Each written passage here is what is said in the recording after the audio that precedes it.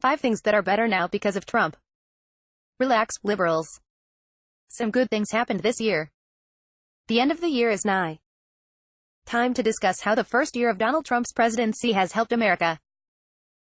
Let's pause here while scores of peppermint mocha go crashing to the floor at Starbucks all across our nation's capital. To many Americans, of course, the thought that a Trump presidency could result in anything positive is the equivalent of a man recently telling a congressman recovering from a gunshot wound that at least the shooting was a helluva way to lose weight. But it is nonetheless true. Donald Trump year 1 hasn't been all bad for the nation. In fact, his presidency has clarified a lot. It's also strengthened a number of institutions that needed a wake-up call or two. Here are a few that, in an odd way, might actually consider thanking Trump this holiday season. 1. The United States Congress. For many decades now, perhaps since President Teddy Roosevelt, Americans have been operating under the notion, encouraged by our pundit class, that presidents, and presidents alone, run the federal government. Hence, the repeated references to Obama's healthcare plan or Trump's tax cut bill. For years, this line of thinking put Congress in reactive mode, passing or blocking presidential agenda items, or passing legislation that cedes large amounts of its authority to federal bureaucrats. But that's not actually how the Constitution works. While presidents can influence legislation, and while they often do set an agenda, both the enactment and repeal of laws Obamacare, for example, can be carried out only by the people's representatives in the House and Senate. In this past year, members of Congress finally seem to have awoken to the fact that Congress is an equal branch of government. They don't always have to follow Trump's agenda. Early this year, Congress passed a Russia sanctions bill the president opposed and dared him to veto it. Some legislators have loudly rebuked the administration of their own party on numerous occasions, an act largely unthinkable during the Bush and Obama years. This service to the nation was executed perhaps most memorably by Louisiana's Republican Senator John Kennedy, who in December so completely humiliated an unqualified judicial nominee put forward by the Trump White House that said nominee was forced to withdraw. There are, of course, examples going the other way, such as the preposterous effort by Senator Lindsey Graham to denounce the media for characterizing the president as a cook, which is in fact the exact word Graham himself once used to describe Trump, a man Graham also said was crazy and unfit for office. But in general, Congress is starting to grasp that it does not have to be a toady to whoever is in charge on the other side of Pennsylvania Avenue. That's progress. 2. The entertainment industry. One of the reasons the Harvey Weinstein revelations, along with many others involving the victimization of young actors and actresses, carried such force is that Trump and the many accusations of sexual misconduct against him were a national spotlight. After all, how could Hollywood rail against Republicans for their mistreatment of women when one of its most well-known moguls had behaved just as badly, if not worse, for much longer? They couldn't, which is why Weinstein and others like him now are purged, and Hollywood has become a marginally less awful place for women to work. There's another upside. For years, conservatives complained that the pampered elites of Hollywood were clueless hypocrites. For years, no one listened.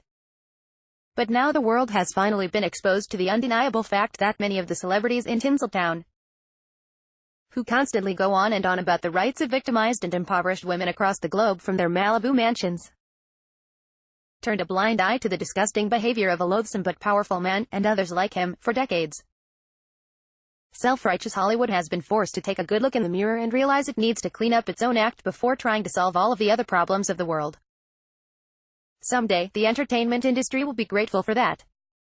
3. The state of Alabama. Their governor remains a dope who argued that women accusing a Senate candidate of assault were credible, but they should shut up anyway because abortion.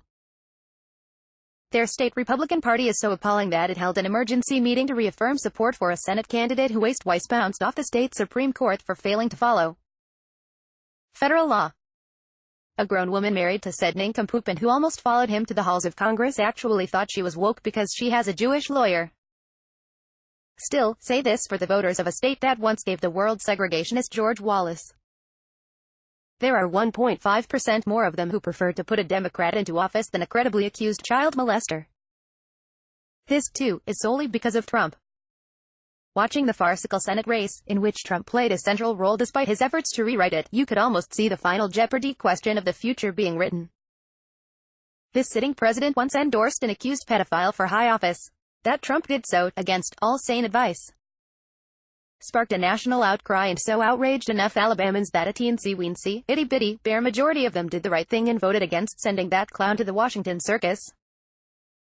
As a result, Alabamans got a chance, as Charles Barkley memorably put it, to stop looking like idiots. 4. Investigative reporting. While Trump's tenure has been embarrassing for cable news networks, which have either served as propagandists or careless prosecutors of the Trump administration, print reporting has definitely been on an upswing, thanks to the new president. Newspaper subscriptions are on the rise, yes, but so is the quality of the reporting.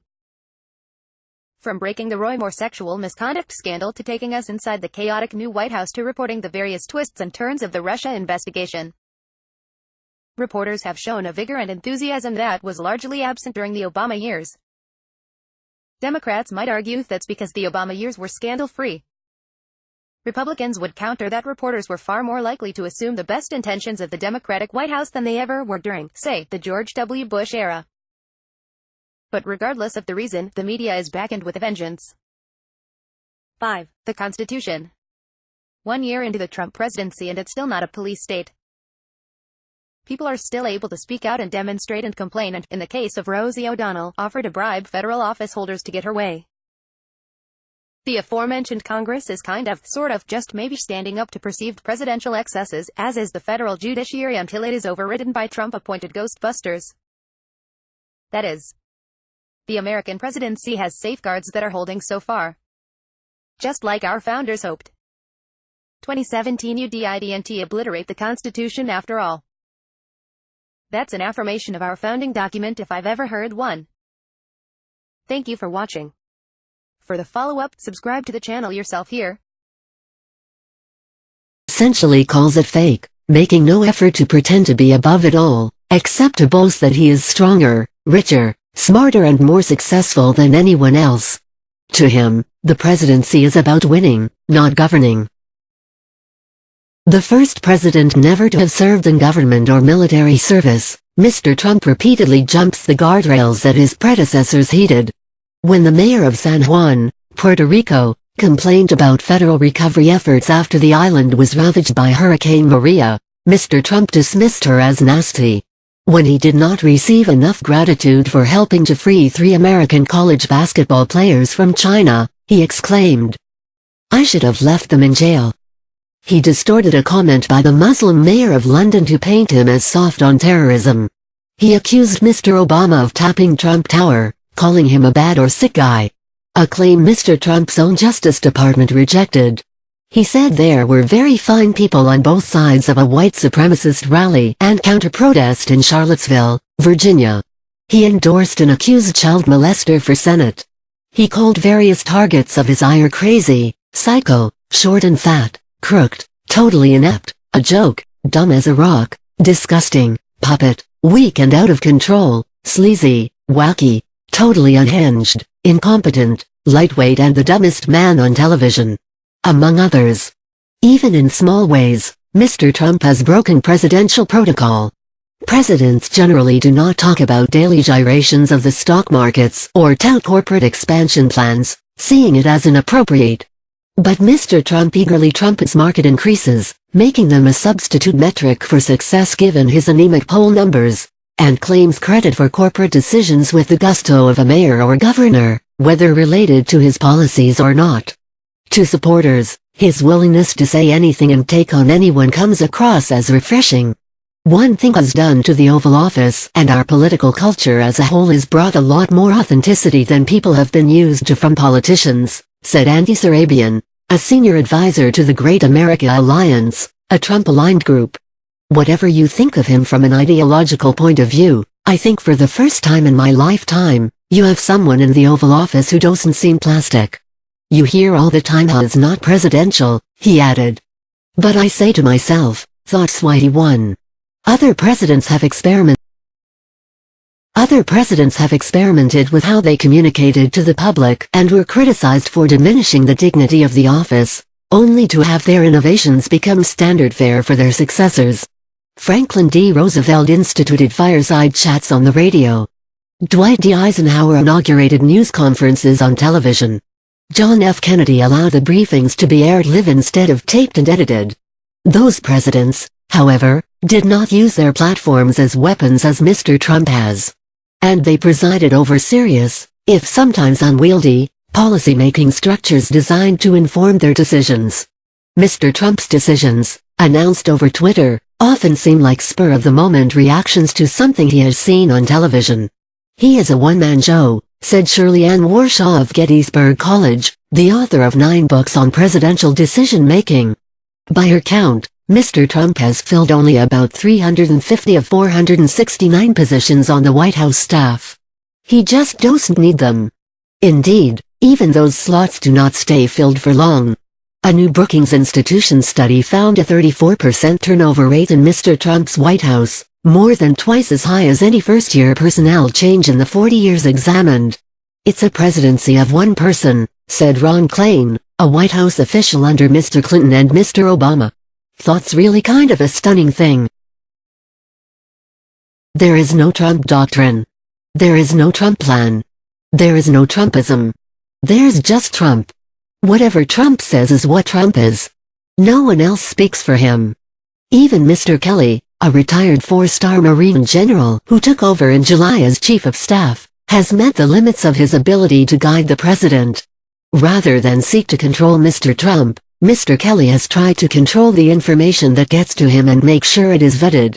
The structure he has established resembles that of previous presidents. That does not mean Mr. Trump adheres to it. "I'm not put on earth to control him," Mr. Kelly said. "But I have been put on earth to make this staff work better and make sure this president, whether you voted for him or not, is fully informed before he makes a decision. And I think we achieved that." He remains fairly unconventional, he added. But as I point out, he now is fully briefed on the issues and the pluses and minuses, pros and cons. It's a war against all. On 3 successive days last summer, Mr. Trump made threats to use the power of the government to punish perceived adversaries. He warned that he would eliminate the M.F.L.'s tax break, revoke NBC's broadcast license, and pull recovery workers out of hurricane-ravaged Puerto Rico after criticism of his efforts. Never mind that he could not really carry out such threats. The NFL had already surrendered its tax break. Networks like NBC are not licensed and federal law bars recovery workers from leaving a disaster scene prematurely. Over 72 hours, Mr. Trump had nonetheless demonstrated that he had brought his personal mottos, always get even and hit back harder than you were hit, to the White House. It's a war against all. It's a beltway bar fight. And you use every possible advantage, every possible weapon, said John Meacham, who has written biographies of multiple presidents. Will part of the Trump legacy be a permanent state of political and media warfare? I hate to say it, my gut says yeah. But I hope I'm wrong. Other presidents were not exactly pushovers. Theodore Roosevelt relished taking on tycoons of his era. Lyndon B. Johnson and Richard M. Nixon used government agencies to spy on those who angered them. Mr. Clinton pummeled his tormentor, the independent counsel Kenneth W. Starr, and George W. Bush at times suggested opponents were soft on terrorism.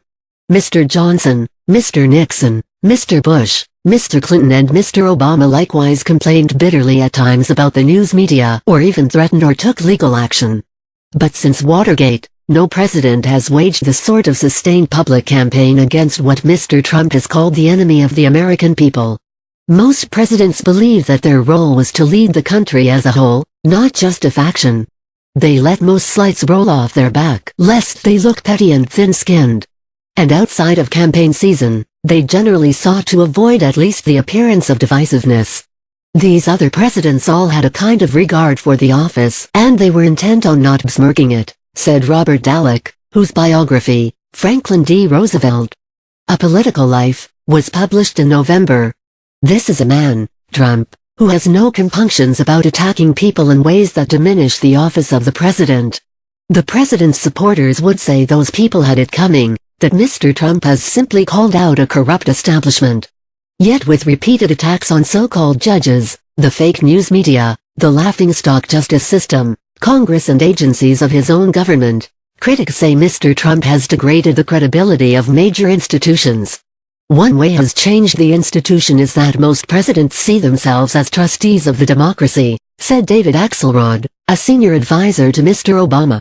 And while every president is irritated by the limitations of democracy on them, they all grudgingly accept it. He has not. He has waged war on the institutions of democracy from the beginning, and I think in a very corrosive way. Mr. Trump's bellicosity may alienate many voters, but it has kept him a force in Washington beyond what other presidents with approval ratings in the 30s might expect. While lawmakers and lobbyists normally smell weakness in an unpopular White House and disregard its wishes, other players in the Capitol remain reluctant to cross Mr. Trump lest they find themselves on the wrong end of a Twitter blast. Has transformed the bully pulpit like no other president, said Christopher Ruddy, the chief executive of Newsmax Media and a friend of Mr. Trump's. Has not really been a traditional president on many levels, but has empowered the president and made the presidency stronger. Patrick H. Cadell, who served as a strategist for another outsider who won the presidency, Jimmy Carter, and shared research last year with Mr. Trump's campaign, said he wonders whether there could be a burnout factor from so much fighting. Trump is at war, but I don't think has thought through the war, he said. This is not healthy when a president bashes certain institutions or questions the motivations of certain people, though some probably deserve it. Nor is it healthy when the media and the elite question the president's very character. A durable institution. If Mr. Trump's unconventional presidency succeeds, he could set a new paradigm for the presidency. If he fails, it would be a cautionary tale for his successors. There are a lot of changes. Whether they are successful in the long run, time will tell, said Stuart Spencer, who was a long-term advisor to Presidents Gerald R. Ford and Ronald Reagan. But I'm sure the next president will take note. The next president may feel compelled to be more interactive with the public even as he or she feels less compelled to release tax returns or White House entry logs because Mr. Trump refused to. The next president may feel more emboldened to take on entrenched interests or less worried about stretching the truth. If he can get away with it, then why can't other people? Asked Elliot A. Cohen, a State Department counselor under George W. Bush and one of Mr. Trump's fiercest Republican critics. The good news is he has been so incompetent and has got such a short attention span. But what happens if you get Huey Long next time, which would be a lot scarier? Some critics predict that Mr. Trump will provoke a backlash that will motivate the next president to show that he or she is the opposite.